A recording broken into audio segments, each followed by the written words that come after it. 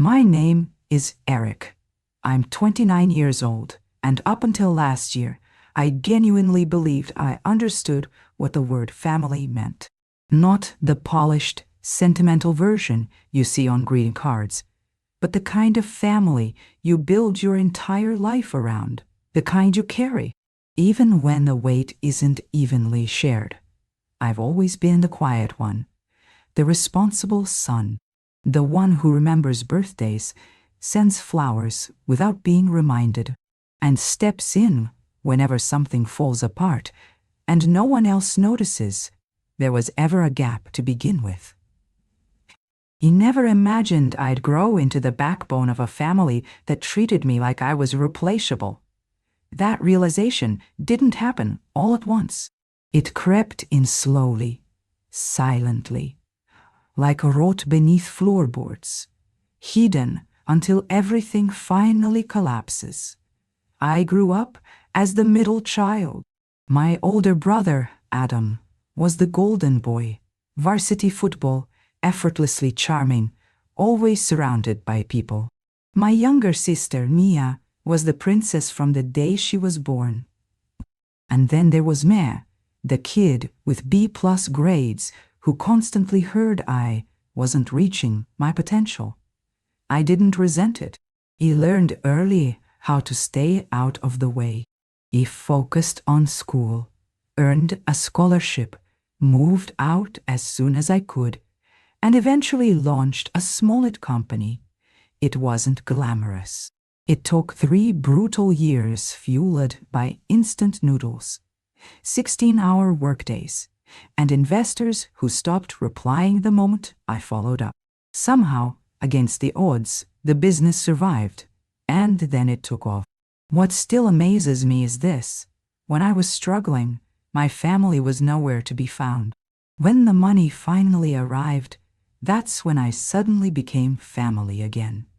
It began innocently enough. My dad asked if I could help cover the rest of Adam's car payments, just until a promotion came through. Then Mia's private college tuition needed a boost because financial aid didn't quite cover it. My mom needed help fixing the roof. Then the heating system failed. Then came the kitchen renovation she'd always dreamed about. Before I realized what was happening, I was financially supporting 3 households. And still, I'd get messages like, "Can you Venmo me for groceries?" At first I didn't object. I told myself I was lucky to be able to help. I convinced myself I was building something meaningful, maybe even a legacy. I imagined a future where I could look back and say I made life better for the people I loved. But slowly, something shifted. It wasn't the money that bothered me. It was the way they treated it, as if it were expected, as if my help was ordinary, unremarkable, owed. Like he wasn't doing anything worth acknowledging. That feeling gnawed at me quietly, day after day. Thanksgiving was the breaking point. He hosted that year, not to show off, but because I finally owned a home big enough to fit everyone. I had the meal catered, hired cleaners, even set up a fire pit in the backyard. No one offered to help. Not with prep, not with dishes, not with anything. Halfway through dinner, Adam stood up to make a toast. He talked about how lucky we were to have each other, about how family always shows up. He never mentioned that I'd paid for the entire event. Mia brought her new boyfriend and barely looked up from her phone. My dad spent the night reminiscing about how much harder life had been back in his day and how easy kids have it now. I smiled through it all, but something inside me had already started to detach. The moment everything truly unraveled didn't come during a holiday or a family gathering. It came on a random Tuesday night, quiet and unremarkable on the surface. He'd just wrapped up a long meeting, my head still buzzing with deadlines and unresolved problems. When I got home and saw a missed voicemail from my dad. His voice was sharp, clipped, exhausted in that particular way. Only fathers manage to sound, like authority mixed with disappointment. He didn't ease into it. No small talk, no concern. He said, "All you do is take. You've never given this family anything worth remembering. If you had any pride, you'd stop acting like we owe you something and just leave." I froze. For a moment, I honestly thought I'd misheard him. I replayed the message. Then I replayed it again. "All you do is take." I didn't shout. I didn't call him back. I didn't defend myself or argue my case. I just stood there, phone in my hand, staring at the wall as the words settled into something heavy and final. After a while, I walked over to the window and looked out at the city lights, lights I used to find comforting, grounding. Something inside me broke, but not loudly. It was quiet, like an old hinge finally snapping after years of strain. That night, I packed a bag. No dramatic goodbye, no announcement. I sent a short message to my assistant asking her to pause all outgoing payments connected to family accounts. That was it. Clean, silent, I left. 3 days passed, then a full week, nothing, no calls, no texts, no concern. It took nearly a month before anyone even noticed I was gone.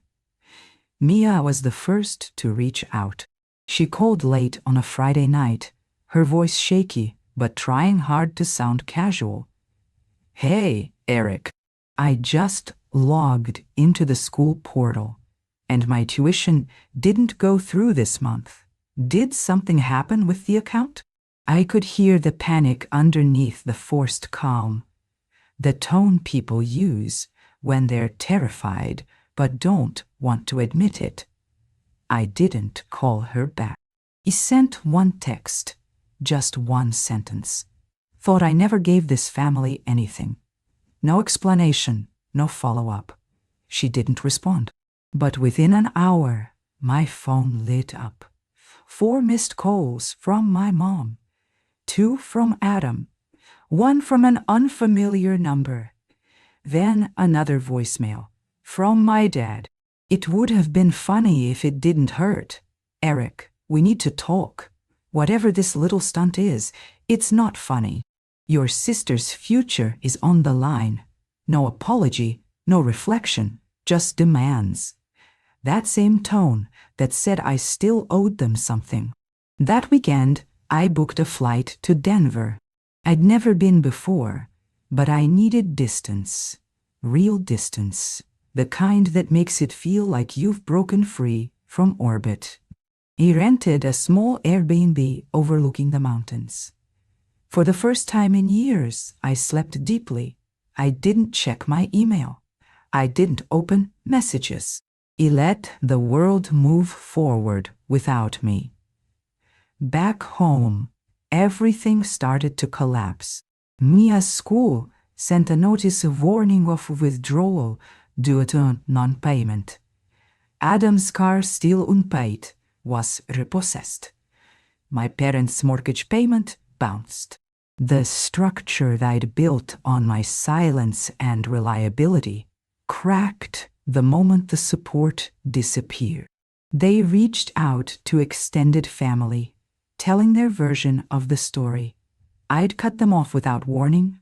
I'd abandoned my responsibilities. But stories like that don't hold when too many people already know the truth.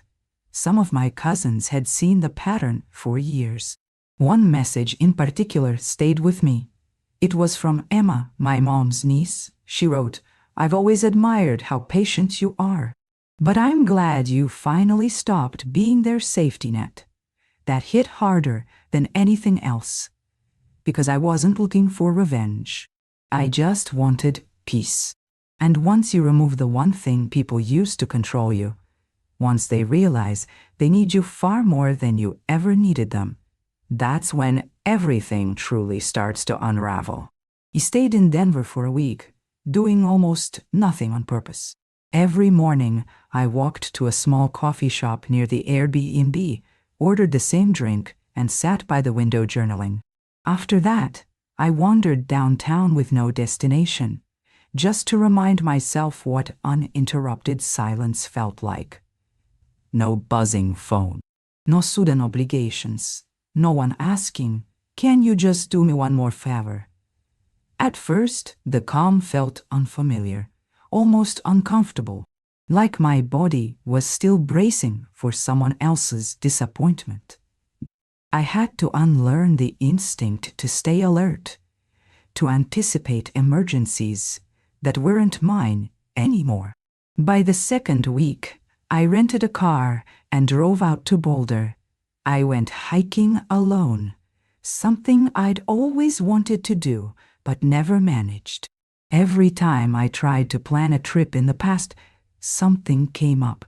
A broken air conditioner, a late credit card payment, a last-minute bailout. Once, Mia had called me from a resort in Cancun, saying she'd lost her wallet and needed emergency cash wired immediately.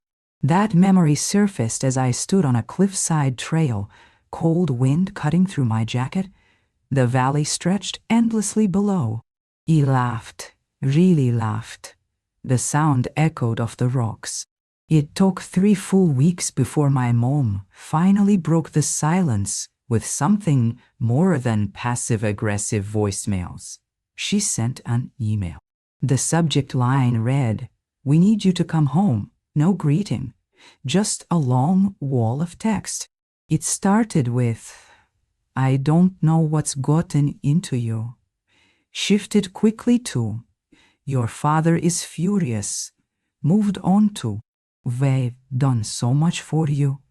And ended with, "Family doesn't abandon family." I stared at that last sentence for a long time. Family doesn't abandon family, except they had, over and over again. Every time they treated me like a walking bank account. Every birthday they forgot, every holiday where Adam was celebrated, and Mia was showered with gifts while I sat quietly in the background. They didn't call it abandonment, they called it tradition. I didn't reply. Instead, I forwarded the email to my lawyer, Daniel, the same one who'd helped me set up a trust fund years earlier. He asked him to start transferring the remaining education payments I'd set aside for Mia into a scholarship fund for first-generation college students. People who actually needed help. People who wouldn't mock me behind my back while draining my finances. He also asked him to check the deed for the lake house, the one my parents used every summer. He'd paid for it in full after they promised it would be a shared family investment. It wasn't. My name was still on the paperwork. That Sunday morning, I made a decision. I booked a flight home, not to reconcile, not to be guilted into, but to collect proof. I didn't tell anyone I was coming. I landed around noon, picked up a rental car, and drove straight to the house. The place looked exactly the same. Familiar, polished, artificial, like a movie set pretending to be a home. As I pulled into the driveway, I noticed Adam's old pickup parked outside. He assumed he'd moved back in after the repossession. I didn't knock. I let myself in using the spare key my mom had forgotten I still had. The moment I stepped into the living room, I heard voices. "He's being dramatic," Adam was saying. "He'll come crawling back once he gets over himself." Mia's voice followed, quieter. "I just don't get why he's doing this. I mean, it's not that much money to him, right? Then my dad, loud and unmistakable. Eric's always been the weakest one, hiding behind his computer. Acting like money makes him special." He stood there in the hallway, unseen, listening, as they tore me apart, like I wasn't the reason the lights were still on. I didn't cry. I didn't confront them. I didn't even feel angry. I felt clarity, I backed out quietly and drove straight to the lake house. I walked through the front door, took in the open-plan kitchen, the wall of family photos, none of which included me, and started taking pictures. By that evening, Daniel had everything he needed to initiate the sale. That was Saturday. On Monday, I sent one final message to the family group chat. You said I never gave this family anything, so I'm giving you what you've always acted like you wanted. Distance. No more tuition. No more car payments. No more repairs. Sell your own memories. I'm done. Then I left the group chat and blocked them all. I thought that would be the end of it. I was wrong. What I hadn't understood yet was just how deeply the dependence ran, how violently things would unravel once every thread was cut. Within a week, the consequences began surfacing. Mia was notified she was facing expulsion if payment wasn't resolved immediately. Adam lost his job after missing too many shifts while scrambling to figure things out. My parents received a call from the bank questioning a mortgage payment they could no longer cover. As for me, I was already halfway to the airport for another trip. This time, Tokyo. First class, no guilt, no strings. Somewhere over the Pacific, my phone finally caught up to the chaos I'd left behind. Once the signal returned, the screen filled instantly. Dozens of missed calls, voicemails from unfamiliar numbers.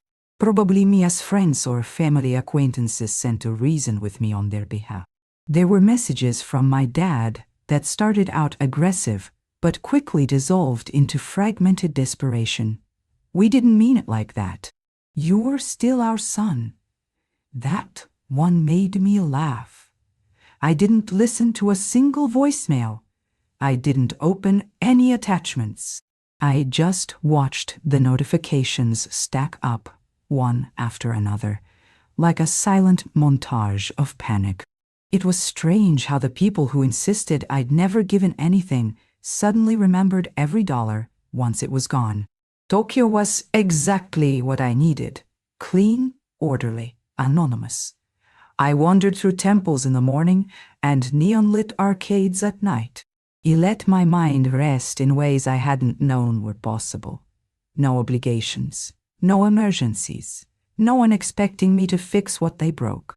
For the first time in my life, I was just myself, not a backup plan, not the family solution, not the silent provider. 2 weeks into the trip, I unblocked exactly one person, Emma. She'd sent a single message during the entire fallout. No pleading, no commentary. Just, when you're ready to talk, I'm here. Not to convince you, just to listen. We met after I got back. A quiet cafe near her apartment. She brought her laptop and slid it across the table. I think you should see this, she said. It was a Reddit thread. Mia had posted under a throwaway account, asking strangers for financial help to stay in school after an unexpected family emergency. The story painted me as unstable, claimed I'd abandoned them without reason, suggested I was having some kind of breakdown. People were donating. Emma looked at me carefully. She's raised almost $6,000 so far. I stared at the screen, feeling something twist in my chest. Not anger, exactly. Sadness. There it was again. The same story reshaped to fit a victim narrative. This time, weaponized publicly, monetized. And somehow, she still didn't understand what she'd done. That night, I didn't lash out. I didn't confront her directly. I did something quieter. I gathered screenshots of every payment I'd ever made for her education, tuition transfers, textbook funds, emergency wires. I uploaded them to a private image album. No names, no commentary. Just dates, amounts, and confirmations. Then I left a single anonymous comment on the thread. Before you donate, maybe ask where the other $90 went. Some people forget who helped them once the help stops. It didn't go viral. It didn't need to. Within 24 hours, the post was removed by moderators for suspicious activity. The comments shifted. Donations stopped. That was the first real consequence any of them faced. The second arrived a week later, in the form of a certified letter delivered to my office. It was from my dad, typed, formal, almost legal in tone.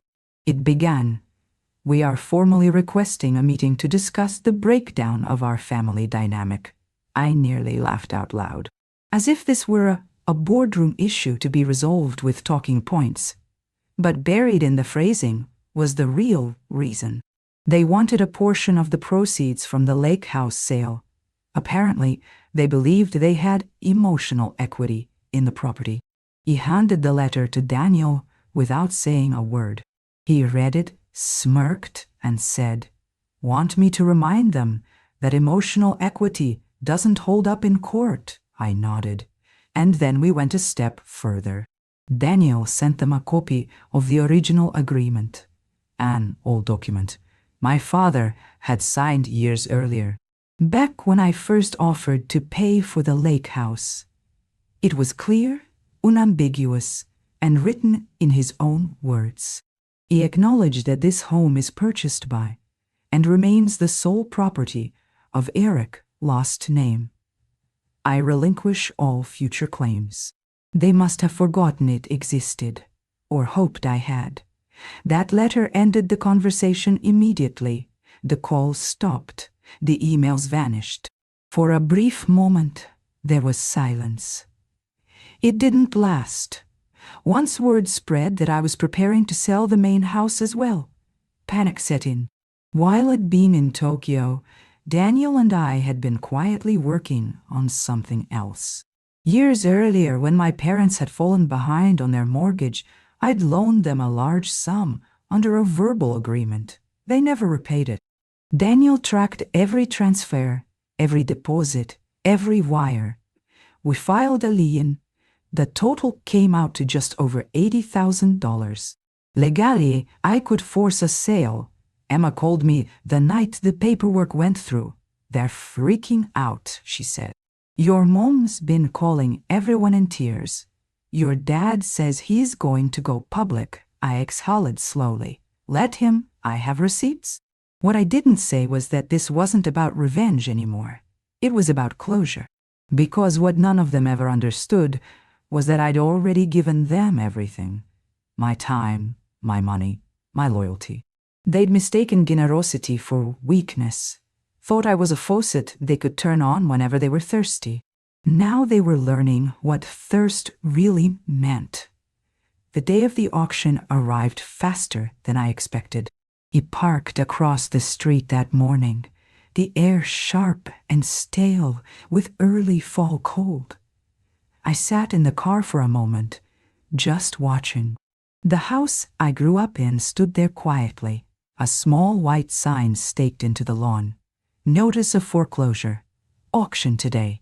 No trespassing. He got out and walked toward it. The front door was already open. Inside, Daniel was speaking with the auction representative, a middle-aged woman with a clipboard and a no-nonsense expression. He looked up when he saw me. "You don't have to be here," he said gently. "I want to be," I replied. "Not for revenge, not for spectacle. This moment deserved a witness." I moved slowly through the living room, absorbing it one last time. The dent in the wall, from when Adam threw a baseball inside. The faded carpet stain where Mia spilled nail polish and blamed me. The spot where report cards used to be pinned, until mine quietly stopped appearing. It was strange how little of myself remained. Like he'd been a guest in my own life. The kitchen hit harder. Late nights helping my mom prepare holiday meals. Scrubbing dishes while my dad ranted in the other room. Laughing with Emma over burnt pies and undercooked turkeys. Now it was just a room. 4 walls holding forgotten effort. A photo sat on the counter.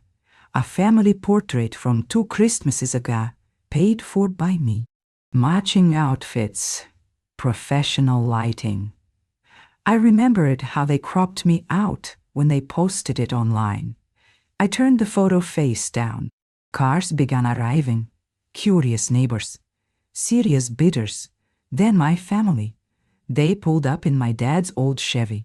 Mia stepped out first, blotchy-faced, oversized sunglasses hiding red-rimmed eyes. Adam followed, jaw tight, already posturing. My parents came last. Mom looked exhausted, older than I remembered. Dad still walked like he owned the ground beneath him. He spotted me immediately.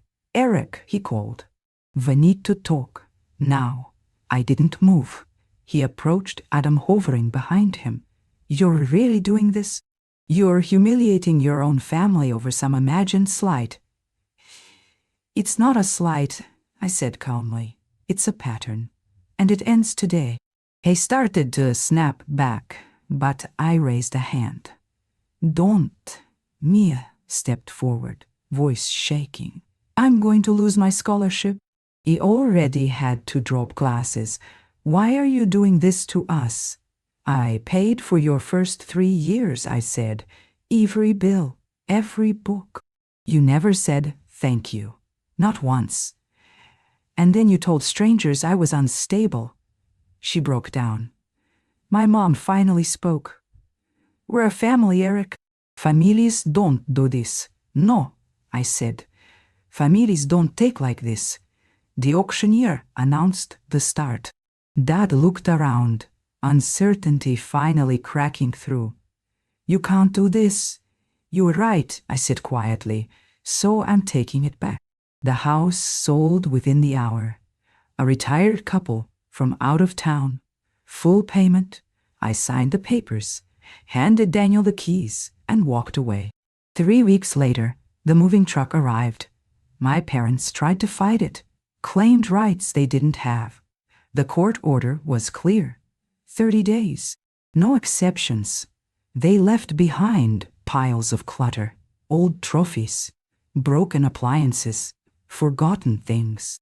One mover handed me a notebook he'd found in a box labeled junk. It was my old journal from high school, every page filled with goals. College, business, a house, taking care of my family. Funny how none of it ended the way I imagined. I donated what I could, threw out the rest. Emma stayed through it all. When it was over, she hugged me tightly. "You did the right thing," she whispered. "Even if it doesn't feel like it." She was right. There was no triumph, no applause, just silence. And slowly, peace. I moved. Bought a smaller loft in another city. Mine. No hidden obligations, no guilt. The calls stopped. The emails faded. Even the bitterness eventually softened. I didn't hate them. I disconnected. One night, sitting on my balcony with a cup of tea, I thought about that last Thanksgiving. The toast, the smiles, the illusion. And I realized something. They were never a family. They were a system, one that only worked as long as I stayed quiet, useful, and small. A few months later, an email came from Mia. I don't expect a reply. I just wanted to say I understand now. I'm sorry, I read it, then archived it. Not out of spite, but because I didn't need closure from them anymore. I already had it from myself.